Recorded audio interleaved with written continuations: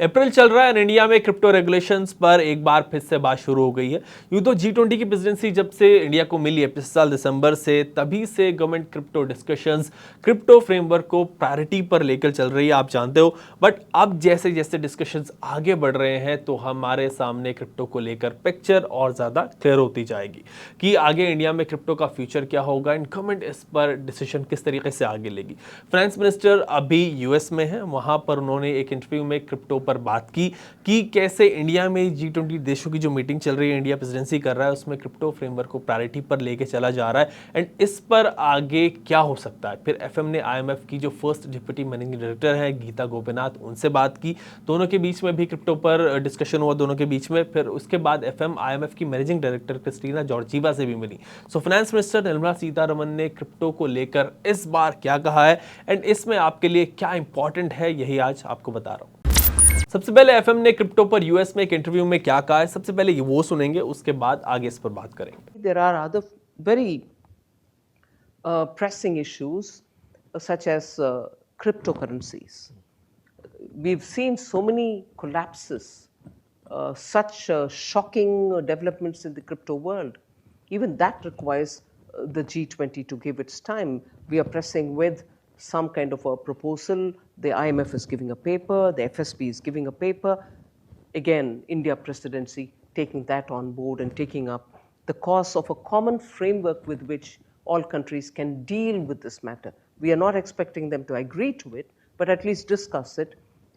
IMF and FSB's papers. सो ये पूरा 1 घंटे का क्वेश्चन आंसर सेशन था at Peterson Institute of International Economics US में, जिसमें एफएम ने क्रिप्टो पर ये बात कही। एफएम का कहना था कि G20 मीटिंग में क्रिप्टो पर डिस्कशंस किया जा रहा है, रेगुलर डिस्कशन हो रहा है। उनका कहना था कि पिछले साल क्रिप्टो वर्ल्ड ने इतने कोलैप्सेस देखे, जितने स्कैम्स देखे, फ्रॉड सामने आए कि G20 को क्रिप्टो पर बात करने की जरूरत है, इसको टाइम देने की जरूरत है। इसमें इंपॉर्टेंट बात यह रही कि एफएम ने यह कहा कि इंडिया क्रिप्टो पर प्रपोजल के लिए प्रेस कर रहा है, यानी कि इंडिया ये चाह रहा है, ये प्रेशर बना रहा है कि क्रिप्टो पर एक प्रपोजल G20 कंट्रीज पास करें, किसी एक डिसीजन पर पहुंचे। एफएम ने कहा कि क्रिप्टो पर सभी देशों को आगे क्या स्टैंस लेना चाहिए, इस पर आईएमएफ अपने पेपर्स, अपना प्रपोजल दे रहा है। एफएसबी यानी कि फाइनेंशियल स्टेबिलिटी बोर्ड अपने पेपर्स रेडी कर रहा है एंड हम ये चाहते हैं कि इन सब के इनपुट से इंडिया की प्रेसिडेंसी में कॉमन फ्रेमवर्क जो है क्रिप्टो को लेकर वो आ जाए, ताकि सभी कंट्रीज उन चैलेंजेस को एड्रेस कर सकें जो क्रिप्टो की वजह से उनको फ्यूचर में आएंगे या फिर अभी भी आ रहे हैं। एफएम का ये भी कहना था कि हम ये भी एक्सपेक्ट नहीं कर रहे कि हर देश एक दूसरे की बात से एग्री करे पूरी तरह क्रिप्टो पर। एटलीस्ट ये हो जाए कि हम आईएमएफ, एफएसबी और दूसरे प्रपोजल्स को G20 मीटिंग में डिस्कस कर सके, ताकि कुछ उसके आगे की जो बात है वो फिर आगे चल सके। यहाँ पर इंपॉर्टेंट बात यह है कि जैसे मैंने आपको बताया कि एफएम ने यह कहा कि इंडिया प्रेस कर रहा है, यानी कि सब पर प्रेशर बना रहा है। G20 के सभी देश क्रिप्टो को लेकर एक प्रपोजल जो वो पास करें, इससे रिलेटेड क्या चैलेंजेस हैं, क्या अपॉर्चुनिटीज हैं इंडस्ट्री में, आगे कैसे क्रिप्टो से डील करना है आगे फ्यूचर में, वो प्रपोजल सबसे पहले आए ताकि उस पर आगे बात की जा सके। इंडिया यही कोशिश करेगा कि एक कॉमन फ्रेमवर्क अगर पूरी तरह नहीं आता है तो एटलीस्ट उसका जो आउटलाइन है, जो फ्रेम है, जो ढांचा है वो रेडी हो जाए, ताकि आगे जाके उस पर और बात हो सके।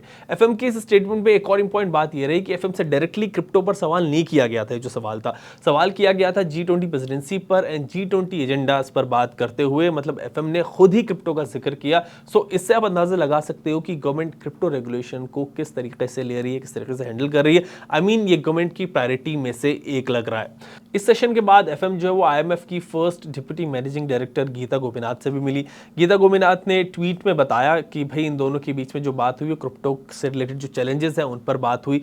सो क्वेश्चन आंसर सेशन में एफएम क्रिप्टो का जिक्र कर रही है वहां पर। फिर आईएमएफ की जो फर्स्ट डिप्टी मैनेजिंग डायरेक्टर है उनके साथ मीटिंग में भी क्रिप्टो पर बात हो रही है और इसके बाद एफएम जो है आईएमएफ एंड वर्ल्ड बैंक के ऑफिशियल से भी मिलती है। मतलब गवर्नमेंट अपनी तरफ से हर ये कोशिश कर रही है कि क्रिप्टो पर एक कॉमन फ्रेमवर्क आए, जल्दी हो जाए एंड इंडिया की G20 प्रेसिडेंसी के दौरान ये फ्रेमवर्क जो है वो आ जाए, एटलीस्ट इसका आउटलाइन आ जाए। इसमें दो बात और एफएम ने कही जो आपको पता होनी चाहिए, वो है आईएमएफ और एफएसबी के पेपर्स के बारे में, कि आईएमएफ और एफएसबी के जो पेपर्स हैं वो क्रिप्टो पर अपने अपने पेपर्स जो वो दोनों इंस्टीट्यूशन दे रहे हैं। IMF तो आप जानते हैं इंटरनेशनल मॉनेटरी फंड है। IMF ने पिछले महीने ही क्रिप्टो को लेकर 9 पॉइंट्स का एक पेपर पब्लिश किया था, रिसर्च पेपर।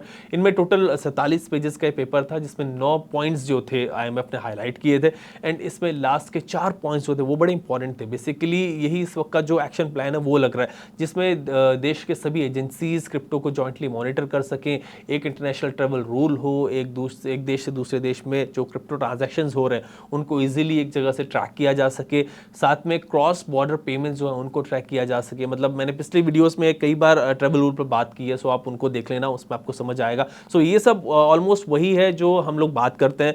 सो IMF ने अपने पेपर्स में तो ये बातें हाईलाइट की है ना। आई थिंक IMF जब आगे क्रिप्टो पर पेपर्स पब्लिश करेगा तो उसमें भी इन्हीं पॉइंट्स को एक्सप्लेन करेगा और बेहतर तरीके से।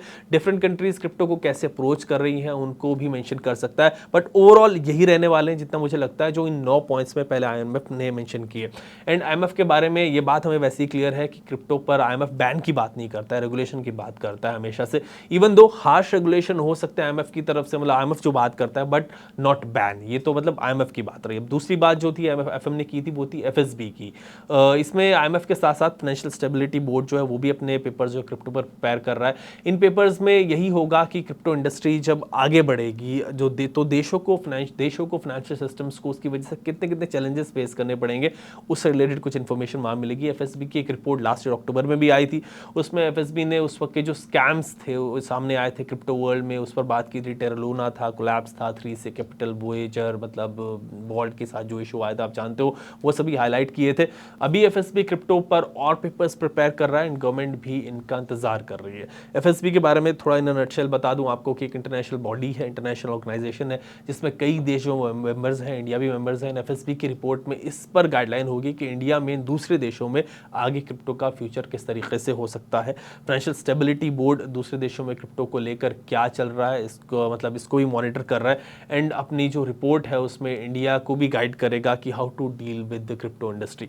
इंडिया में crypto bill already under process है, अभी बात चल ही रही है उसकी। एंड फाइनेंशियल स्टेबिलिटी बोर्ड की जो रिपोर्ट आएगी, FSB की रिपोर्ट आएगी, उसमें गाइडलाइन बिल फॉर्मुलेशन पे भी मतलब हेल्प कर सकती है FSB की जो गाइडलाइन है, एंड उसके अकॉर्डिंग इस पर गवर्नमेंट आगे काम करेगी। सो अगले 1-2 महीने में काफ़ी इंपॉर्टेंट डेवलपमेंट्स हमें क्रिप्टो वर्ल्ड में देखने को मिल सकते हैं, स्पेशली अगर इंडियन कॉन्टेक्स्ट की बात करें, बिकॉज वही हमारे लिए इंपॉर्टेंट है, वही डेवलपमेंट्स बड़े इंपॉर्टेंट होंगे। बिकॉज नवंबर तक इंडिया की G20 प्रेसिडेंसी है एंड इसी टाइम फ्रेम में इंडिया क्रिप्टो रेगुलेशन पर एक आउटलाइन सभी कंट्रीज एंड इंस्टीट्यूशन से चाहेगा, ताकि जिसके बाद एक प्रॉपर फ्रेमवर्क आगे आ सके। वैसे इंडिया ने क्रिप्टो पर अभी तक कोई एनकरेजिंग माइंडसेट के साथ बात नहीं की है G20 में, ये तो क्लियर है, मतलब हम जानते हैं अपनी बात हमने रखी है। इसमें क्रिप्टो को डिस्करेज करना है, इसके कंसर्न्स की थीम पर बात रखी गई है। पिछले 1.5 साल से आप जानते हैं कि गवर्नमेंट क्रिप्टो को डिस्करेज करती आ रही है, इस इंडस्ट्री को छोटा कर रही है एंड गवर्नमेंट के जो कंसर्न्स है वो अपने कंसर्न्स है पूरी क्रिप्टो एंड Web3 इकोसिस्टम से रिलेटेड। बट जो G20 में सारे देशों के फाइनेंस मिनिस्टर्स की मीटिंग हुई थी, उस मीटिंग में कंसेंसस इस बात पे था कि क्रिप्टो को रेगुलेट किया जाए, एक कोऑर्डिनेटेड और कॉम्प्रिहेंसिव पॉलिसी अप्रोच यहाँ पे होनी चाहिए क्रिप्टो एसेट्स पर, जिसमें क्रिप्टो के मैक्रो इकोनॉमिक चैलेंजेस और रिस्क को देखा जाए एंड फिर क्रिप्टो को रेगुलेट किया जाए। इसमें सबसे इंपॉर्टेंट स्टेटमेंट जो आया था, जिसकी मैंने पुरानी वीडियोज में भी आपसे बात की थी, वो US treasury secretary Janet Yellen का था, जिसमें येलन ने कहा था कि we haven't suggested outright banning of crypto activities, but it is crucial to put in place a strong regulatory framework. We are working with other governments, मतलब US का कहना यह था कि उसने क्रिप्टो एक्टिविटीज को आउटराइट बैन करने की बात कभी नहीं की, ना वो कर रहा है ना आगे करेगा। G20 में सजेस्ट नहीं किया है, बट एक स्ट्रॉन्ग रेगुलेटरी फ्रेमवर्क मतलब बनना चाहिए, उस पर US की बात थी, ऐसा US का कहना था। एंड अगर हम देखें तो G20 में जितने भी बड़े कंट्रीज हैं उनमें क्रिप्टो को कैसे आगे बढ़ाया जाए उसी पर बात चल रही है। कंसर्न्स है अपनी जगह, दिक्कतें अपनी जगह हैं, क्रिप्टो से रिलेटेड चैलेंजेस काफ़ी आ रहे हैं, बट उनको दूर रखते हुए कैसे पूरे Web3 इकोसिस्टम को यूटिलाइज किया जाए आगे, इस पर बातें हो रही है। सो आई थिंक इसी डायरेक्शन में हम भी जाएंगे। सो ये थे कुछ इंपॉर्टेंट अपडेट्स जो मुझे आप तक पहुंचाने थे आज। अगर आपके पास क्रिप्टो पर कोई क्वेश्चंस हो, किसी टॉपिक से रिलेटेड आप समझना चाहते हो किसी टॉपिक को भी और बेहतर तरीके से, तो वो कमेंट सेक्शन में आप मुझे बताना, फिर उस पर बात करेंगे नए वीडियो में।